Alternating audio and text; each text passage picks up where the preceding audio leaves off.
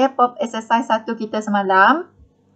So, saya yakin dan pasti semua dapat buat ni, dah terror, dah expert. Tetapi saya pun nak tunjukkan juga bagaimana cara saya, teknik saya, kaedah saya untuk menyelesaikan exercise ini. Okay, pertama sekali, bagi siapa yang Windows 10 tu, anda boleh direct pergi ke website python.org, pergi download terus software kat sana. Tetapi bagi pelajar yang menggunakan Windows 7, saya dah bagi link yang the latest dalam group. So awak just pakai link tersebut dan download software daripada situ dan gunakan IDLE daripada software tersebut. So hasil dia memang sama, akan keluar macam ni juga. Okay, tak kira awak pakai Python 3 point something ataupun Python 2 point something, sama je. Okay, actually saya nak awak create file bagi awak punya script tu supaya awak boleh simpan script yang awak buat. Okay, sebagai rujukan awak di masa akan datang. Okay, so kita akan tengok kepada pop exercise 1. Kalau kita perhatikan dekat sini, untuk pop exercise 1 dia minta anda untuk buka penterjemah Python dan menggunakannya bagi mencari nilai 2 tambah 3. So dekat sini awak direct pergi kepada Python interpreter. So untuk Python interpreter tu awak boleh directly letak dekat sini. Ini adalah Python interpreter. Yang ini adalah Python script. Okay, Python script tempat awak buat script. So dekat sini arahan yang pertama dia suruh awak pergi Python interpreter. So untuk Python interpreter dia minta awak cari nilai bagi 2 tambah 3. So awak just letak ataupun type 2 tambah 3 dan enter. So ini yang dia nak. Dia minta value dia adalah 5. Okay, ini adalah cara anda menyelesaikan masalah yang pertama. Okay, masalah yang kedua pula dia kata bina Python script. Python script. Bina Python script. So, awak kena pergi Python script di sini. Macam mana nak dapat Python script? Awak pergi pada IDLE tadi. Kemudian awak klik pada butang file dan pergi ke new file. Pergi ke new file. Lepas tu dia kata apa? Cetak hello world sebanyak 4 kali. Okay, sebanyak 4 kali. So, cetak awak akan gunakan method print. Okay, lepas tu value dia adalah hello world tanda seruan. Okay, letak dalam ni. Lepas tu dia minta dicetak sebanyak 4 kali. So, yang ni bagilah space supaya hello world yang dicetak sebanyak 4 kali tu tak bersambung di antara satu pernyataan dengan satu pernyataan. Supaya kita tengok berapa kali pernyataan itu dicetak. So, darab dengan 4 kali. Yang ini awak run modul tapi dengan syarat mestilah disimpan terlebih dahulu. So, awak simpanlah. Awak simpan dalam folder yang awak dah bina. Okay, dalam folder yang awak dah bina. So, dekat sini saya bagi nama dia pop exercise 1 problem 2. Ingat ya, untuk bagi nama file, bagi satu patah perkataan sahaja. So, save. Dan inilah hasil dia. Okay, inilah hasil dia. 1, 2, 3, 4. Ini baru menjawab soalan yang kedua. Kemudian untuk soalan yang ketiga, masih juga minta kita membina Python ini, coding ini di dalam Python script. Di dalam Python script. So, yang ni close. Buka file yang baru pada IDLE. New file. Lepas tu, dekat sini dia minta awak create a Python script berdasarkan kepada teks ini. So dekat teks ini dia just letak 1 tambah 2. So follow lah script tu. 1 tambah 2. Okay, lepas tu run. Okay, save dulu. Save dulu. Mana? Okay, lepas tu ini adalah untuk problem yang ketiga. Okay, save. Okay, ada keluar apa-apa tak? Kalau awak tengok, ada tak keluar dia punya result? Ada. So, that's why dia come out with, if it doesn't print anything, what changes can you make to the program to print the value? So, untuk print the value, awak kena letak, yes, pandai, method print, function print. Okay, lepas tu, run module, save. Baru dah dia keluar nilai. Ini sebenarnya saya nak awak buat rakaman. Nak tengok macam mana cara you selesaikan problem 1, 2 dan 3 mengikut arahan yang diberikan. Dari hasil pemerhatian yang saya tengok, yang saya dah lihat, yang you dah submit, most of you tak ikut arahan. Terus pergi kepada Python interpreter dan terus dapatkan jawapan. Sedangkan pada problem ini telah dinyatakan. Problem 1, yes, memang dia kata direct terus guna pada Python interpreter. Tetapi untuk problem 2 dan problem 3, awak kena pergi dekat Python script dahulu. Awak kena create script dahulu baru you interpret. Okay, mostly you terus pergi kepada Python interpreter. Sebenarnya anda telah tidak mengikut arahan pada problem 2 dan problem 3. Kalau diikutkan hati saya yang memang dah orang tahu memang saya sangat lokek nak beri markah, rata-rata you all hanya akan dapat full mark pada problem 1. Problem 2 dengan problem 3, kalau diikutkan saya, you tak ikut arahan, saya lebih suka bagi you kosong. Okay, saya lebih suka bagi you kosong. Okay, nasib baik ini bukan practical task. Kalau practical task, problem 1 je lah you dapat markah. Problem 2 dengan problem 3, saya lebih rela tak bagi markah. Okay, so lain kali tolong baca betul-betul arahan yang diberikan sebelum you submit you punya kerja. Okay, jangan nak cari jalan mudah aja. Tengok suruh punya ayat panjang, awak terus pergi kat sini je. Tengok arahan yang hujung saja. Sedangkan arahan yang depan ni dia telah bagi dan telah nyatakan apa sebenarnya yang you perlu buat sebelum you keluarkan dengan value yang seterusnya. Okey, boleh faham? Ada soalan tak? Boleh Okey, ni pop exercise yang pertama. So untuk exercise seterusnya jangan buat kesalahan. Sila baca arahan dari mula sampai akhir. Okey, boleh? Boleh semua? Boleh. Okey, good. Boleh. Itu adalah untuk pop exercise 1. Seterusnya kita akan sambung dengan chapter kita yang semalam. Kita akan start dengan muka surat 32. Sebab semalam kita stop sampai muka surat 31. So untuk hari ini kita akan mula dengan slide 32. So untuk 31 dan sebelum-sebelum ni ada masalah tak? Ada soalan tak? Ada masalah ataupun ada soalan untuk pelajaran kita semalam? Semua okey Okey, disebabkan you kata okey, kita proceed lagi dengan string operator. So dekat sini kalau kita tengok semalam kita dah tengok reserve word. Reserve word untuk in dengan not in. Okey, kat sini you akan tengok apa kegunaan in dengan not in. So, kalau awak tengok kepada nota ini, string 1, dia punya string adalah before I say goodbye. String 2 adalah I want to sing. So, arahan dia adalah cetak ataupun print W in string 1. Okay, kalau awak tengok dia punya output, dia mengatakan false. Kenapa false? Cuba awak lihat kepada string 1. Ada tak huruf W dalam string 1? Ada tak? Tak ada. Tak ada.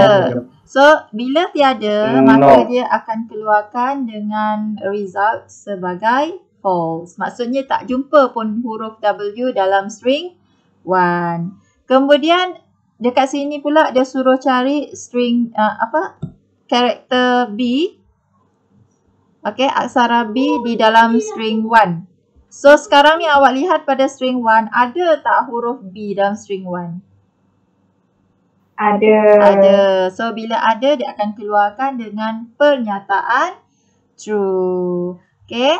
Kemudian W not in. Maksudnya W tak ada dalam string 2. Betul ke W tak ada dalam string 2? Cuba awak tengok sini. Ada. Sebenarnya ada kan. Tapi dekat sini dia kata W tu tak ada dalam string 2. Jadi pernyataan ini adalah tidak benar. So bila dia tidak benar, dia akan keluar dengan pernyataan false. Seterusnya, untuk huruf F, dia kata tak ada dalam string 2. Betul ke huruf F tu tak ada dalam string 2? Betul. Betul. So dia akan keluarkan dengan pernyataan true. So yang ini ada soalan tak? Boleh faham? Not in dengan in? Boleh. Boleh. Senang kan? Mudah je. Kacang goreng. Okay, next. Kita tengok kepada slide yang seterusnya. Yang ini adalah untuk escape sequence menggunakan R.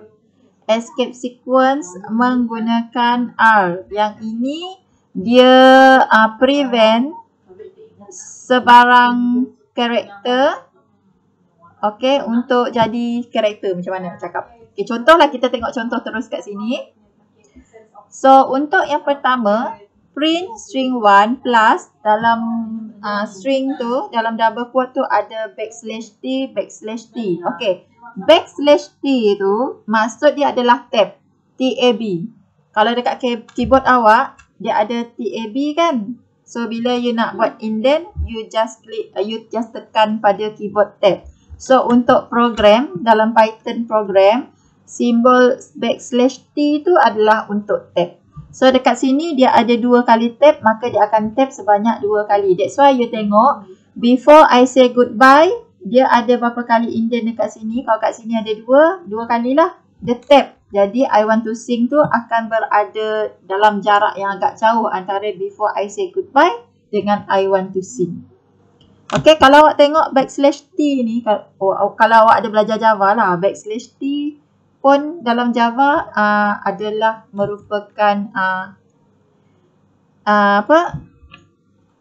simbol untuk tab.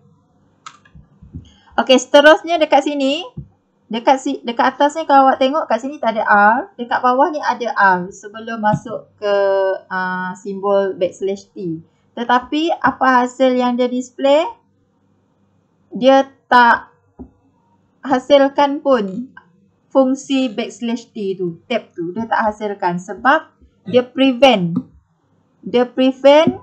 escape character ni menjadi escape character. Faham? Dia prevent function yang sepatutnya tab, tapi dia tak bagi jadi tab. Okay, boleh faham tak? So, kalau you tak nak itu berlaku, you just tambah huruf R. Boleh faham tak? Boleh faham Okay. Kalau awak nak dia ada tab, awak tak perlu letak huruf R ni. Tapi kalau awak nak prevent daripada berlakunya tab, awak tambah R. Okay? Itu adalah escape sequence menggunakan huruf R. Okay, next. Yang ni pula untuk perform string format. So, kita terus lihat kepada dia punya karakter. Banyak jenis karakter di sini. Awak boleh lihat sendiri. And then dekat sini kita terus kepada penggunaan karakter itu. So, dekat sini kita masih lagi menggunakan string 1 dengan string 2. Before I say goodbye dengan I want to sing. Dan semua dah sedia maklum, function input tu kegunaan dia adalah untuk menerima kemasukan input daripada user. Dan diberikan kepada variable bernama name. So, dekat sini kalau awak tengok, function yang seterusnya dia akan print out high percentage S. percentage S. Apa maksud dia? S tu adalah string conversion via string prior to formatting. So hasil dia macam mana? Dia akan jadi string lah. Hi. Kalau name tadi awak letak nama Aisyah, dia akan jadi hi Aisyah. Before I said goodbye, I want to sing. Yang ni semua tahu kan? Put simbol tambah ni maksudnya untuk menyambungkan dua ayat. Dua atau tiga ayat. Kalau ada string 1, string 2, string 3. So dia akan jadi string 1 tambah string 2 tambah string 3. So simbol tambah tu bermaksud awak buat penyambungan ayat. So dekat sini, hi. Ini adalah untuk character string. Lepas tu diikuti dengan name. Name ni adalah variable yang dia terima daripada function input tadi. Dan disambung dengan ayat daripada string 1. Dan disambung lagi dengan ayat daripada string 2. So hasil dia ini. Yang ni boleh? Faham? Boleh, Madam. Okey, boleh. Kemudian apa pula simbol bagi yang ini? Mana. Mana tadi? Okey, ni dia. Okey, ini pun sama. Sebenarnya kalau awak tengok, ini, semuanya sama. Okey, cuma dekat sini adalah style yang lama. Yang ini pula yang baru. Yang ni diganti pula dengan yang ini format dia. Dan the latest dia gunakan format begini. Okey, tetapi hasil dia semuanya sama. Cuma format dia sahaja ada upgrade daripada sebelum-sebelum ini. Okey, hi. Kalau yang version lama punya dia pakai percentage S. Sekarang ni dia gantikan dengan braces. And then di bahagian name tu ditambahkan dengan function format. Okay, function format. So masih juga hasil dia sama. Kalau anda perhatikan pula untuk yang the latest bagi Python yang mempunyai versi 3.6 dan ke atas. Yang ni pula dia gunakan print. Dan kalau awak tengok dekat sini ada F single quote. Dia pakai single quote hi, diikuti dengan braces. Dalam ni pula adalah variable name. Barulah diikuti dengan dua penyambungan dua ayat, iaitu string 1 dengan string 2. Juga menghasilkan output yang sama. Cuma cara dia buat sintek tu berbeza di antara satu sama lain. Based on kepada jenis Python ataupun versi Python yang you gunakan. Kalau you gunakan versi Python yang all version punya, awak gunakanlah format begini, style jenis begini. Kalau you guna yang the latest punya, inilah dia punya style bagi format untuk mencetak pernyataan. Okey, boleh? So maksudnya you kena ingatlah yang tiga-tiga ni. Okey, ingat tiga-tiga ni. Tak kisahlah you nak pakai mana satu yang you selesa. Yang pasti ketiga-tiga cara ni akan menghasilkan output yang sama. Okey, faham tak? Faham tak? Faham. Okey. Ingat, mesti ingat Okey, seterusnya kita tengok kepada type conversion. Ada dua jenis type conversion, iaitu implicit dan juga explicit. So, apa beza implicit dengan explicit ini? So, yang pertama kita akan tengok kepada implicit type conversion. Okey, implicit type conversion. Allah, pelik-pelik dia dah saya nyebut. Okey, X. Dekat sini dah bagi nilai ya. X nilai dia adalah 10. Y nilai dia adalah 5.5. Okey. 10 5.5. Okey, sekarang ni print X is, yang ni akan display lah. X adalah nilai dia 10. So dia akan print X is 10. Type of, yang ni dia akan tunjukkan X tu dia punya unit apa? Unit pula. Dia punya jenis data apa? Okey. function type semua kita dah tahu kan, sebelum semalam kita dah belajar. Function type tugas dia adalah untuk menunjukkan bahawa value yang dipegang oleh satu-satu variable tu memegang data jenis apa. Okay, so X adalah 10 kat sini. Type of X tu data jenis apa. So dekat sini dia tunjuk X is 10, type of class integer. Bermaksud X ini memegang data jenis integer. Kemudian kita print pula Y nilai tadi diberi adalah 5.5. Type of apa jenis data bagi Y. So dia akan display Y is 5.5. Type of class data dia jenis float. Okay. And then X equal X tambah Y. Sekarang ni dia nak tengok hasil tambah antara X dengan Y dan dipaskan kepada variable yang diberi nama X. Maksudnya X ni akan convert daripada 10 menjadi X yang lain. X yang lain maksudnya X ini akan memegang nilai yang baru. Hasil tambah antara 10 dengan 5.5. Yang value dia dah declare awal ni tadi. Okay, that's why hasil dia akan jadi 15.5 apabila dicetak. Okay, dia tak akan ambil nilai yang lama. Dia akan ambil nilai yang the latest. So, kalau kita tengok kat sini, X tambah Y, ini dia akan ambil nilai yang asal tadi. Dan nilai X itu akan di-convert menjadi nilai yang baru. Di mana nilai baru ni adalah nilai hasil tambah antara X dengan Y daripada nilai yang asal tadi. That's why sekarang dia tukar nilai X tu menjadi 15.5. Seterusnya dia minta cetak new X is 15.5. Dia akan ambil nilai X yang baru tadi 15.5. Type of apakah jenis data X tu sekarang.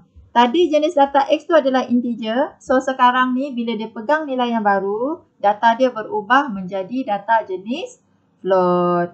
Yang ni okey tak kelas? Okey, madam. Panjang cerita saya ya. Nanti you cerita sendiri. Okey, next pada slide yang 39. Okey, yang ni pula kalau anda lihat X nilai dia 10. Y nilai dia 5. Yang ni you kena tengok betul-betul lah. Y nilai dia 5, tapi nilai 5 ni berada dalam double quote. Seperti kita sedia maklum, mana-mana nilai yang berada dalam double quote adalah nilai ataupun value yang memegang data jenis string. Okay, data jenis string. So, apabila dicetak untuk melihat data jenis X dan juga data jenis Y, so dekat sini dia cetak, dia mengatakan bahawa X itu yang memegang nilai 10, datanya adalah jenis integer. Manakala bagi variable Y yang memegang nilai 5, sebab 5 tadi dalam double quote, maka dia mencetak bahawa data Y itu adalah jenis string sebab dia dalam double quote. Okay, sekarang ni kita nak gunakan explicit type conversion. Yang tadi kita tengok implicit. Sekarang ni kita nak tengok explicit. So, bila you tengok pada explicit, nilai Y yang mula-mula tadi adalah 5 yang kita bagi dia dalam bentuk data jenis string, kita nak ubah dia kepada data jenis integer. Okey, kita nak ubah dia kepada data jenis integer. Kenapa kita nak ubah data dia kepada jenis integer? Kerana kita nak dapatkan nilai X yang baru hasil tambah daripada nilai X yang lama dengan nilai Y. Okey, malangnya kalau kita tengok nilai Y ni data dia jenis string. So, bila data jenis string, macam mana kita nak tambahkan nilai X dengan nilai Y? Menghasilkan nilai hasil tambah tu, betul tak? Jadi, apa yang kita perlu buat? Kita kena convert dulu nilai Y yang memegang data jenis string tadi. So, macam mana nak convert dia dalam bentuk integer supaya dia mendapat jenis data yang sama dengan X tadi? You tambahkan data in, you tambahkan int depan ini dan Y itu you letakkan dalam kurungan. So, ini adalah cara bagaimana you buat typecasting, explicit typecasting. So, sekarang ni bila you buat arahan begini, maka nilai Y yang mula-mula tadi memegang data string akan berubah menjadi data integer. Akan di-convert menjadi data integer dan seterusnya kita bagi dia kepada nilai variable yang baru. Kita bagi nama variable yang baru. So, variable dia sekarang adalah new underscore Y. New underscore Y. So, bila you buat ni, maksudnya Y yang memegang data jenis string tadi telah berubah menjadi data jenis integer dan diberikan kepada variable yang diberi nama new underscore Y. So, bila you dah convert ni dah jadi integer, barulah awak boleh tambah, okay, mencari nilai tambah antara X dengan new underscore Y untuk menghasilkan nilai yang baru kepada variable X. So, kita nak tengok nilai X yang baru, hasil tambah X dengan new underscore Y. So, kita buat formula begini and then kita cetak dia, maka the numbers in integers are 15. Barulah 10 dengan 5 tadi boleh ditambah hasil daripada conversion ini tadi. So, nilai dia akan dapat 15. Okay, akan dapat 15. So, nak tengok sama ada betul ke kita punya cara untuk convert daripada nilai Y yang memegang data jenis string kepada integer. Awak boleh cetak nilai Y itu dengan memanggil variable new underscore Y dan melihat apakah jenis data yang terdapat pada new underscore Y. So, dekat sini dipamerkan bahawa the new Y is 5 dan jenis data yang dipegang sekarang, kalau tadi dia pegang str, sekarang ni dia pegang int. Okay, faham kelas? Faham. Laju tak saya bercakap? Faham, Boleh faham. follow Boleh follow? Boleh. Okay, boleh follow. Kalau tak boleh follow, tak apa. Saya ada buat rakaman ni, you boleh tengok semulalah video tu nanti. Yang video semalam pun saya akan upload juga untuk you refer semulalah. Okay, seterusnya kita tengok kepada slide yang ke-40. Kita akan tengok kepada slide 40. Okay, tadi kita tengok kepada string kepada numbers. Sekarang ni kita nak buat perubahan daripada numbers ke string. Okay, masih explicit type conversion. Bezanya tadi kita buat perubahan daripada string ke numbers. Sekarang ni kita nak ubah numbers ke string. Numbers ke string. Okay, masih menggunakan data yang sama, iaitu X equal 10, Y equal ni. Maksudnya, kalau kita tengok kat sini, kita dah tahu, oh X ni data dia jenis integer, Y ni data dia jenis string. Okay, kemudian, kalau tadi kita convert Y kepada integer, sekarang ni kita nak convert X itu kepada string. So, cara dia sama je macam kita convert a string kepada number tadi. Cuma, kalau tadi kita nak convert dia daripada string kepada integer, kita letak int.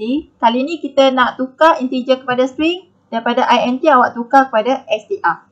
Tukar kepada str. Siapa yang nak tukar kepada str? Iaitu nilai bagi variable X. That's why dalam kurungan ni kita letakkan X. X tu kita nak tukar data dia kepada str. So, hasil conversion ini awak bagi dia kepada pemboleh ubah yang baru yang diberi nama new underscore X. New underscore X. Sekarang ni kita nak buat hasil tambah antara new underscore X tambah Y. Masalahnya sekarang new underscore X tu sekarang bukan nilai integer lagi ya. Sekarang nilai dia adalah data jenis string. Y juga memegang data jenis string. So yang ini dia tak akan jadi hasil tambah 10 tambah 5. No.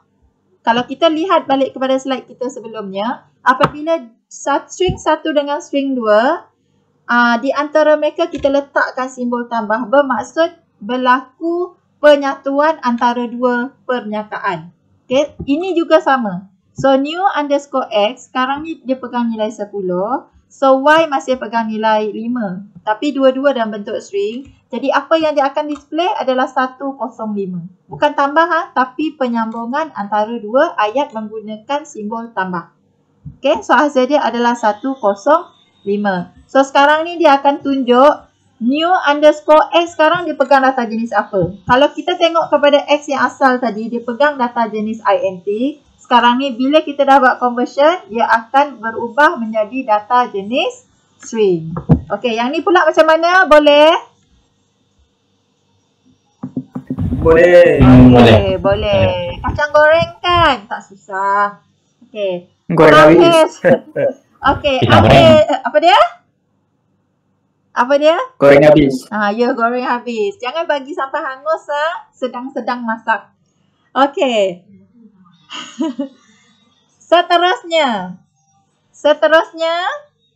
ini adalah awak punya latihan untuk hari ini. So, tolong selesaikan masalah ini. Okay, tolong selesaikan masalah ini. Dan kalau awak tengok kat sini, kita bermain dengan type of precedence. Maksudnya, mana yang low, mana yang high. Okay? So, semua pandai matematik kan?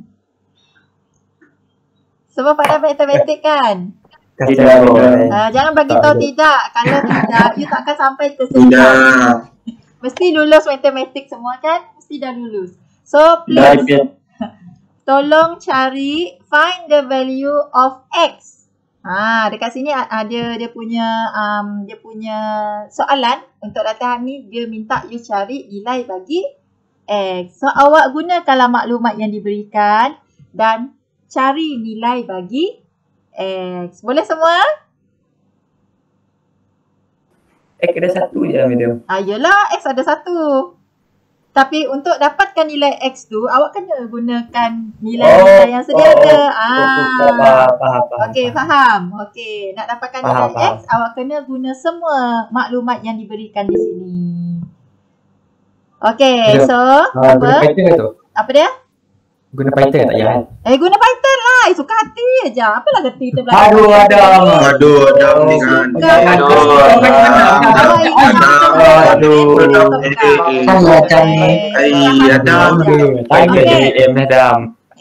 saya seorang kakak. Syuh. Okay. So,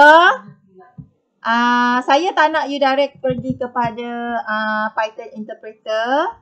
Python Interpreter ni saya nak tengok hasil dia sahaja. Apa yang saya nak you buat, awak cipta awak punya skrip dekat sini. Tahu kan macam mana nak buat skrip tadi saya dah ajar. Kalau masih tak tahu, okey, awak just buka IDLE, pergi file, open new file. Okey, dekat sini lah you buat you punya skrip. After you siapkan you punya skrip kat sini, you just run the module. Okey, run the module. Bila you dah run the module, of course dia akan minta you savekan modul tersebut. Okey, contoh run.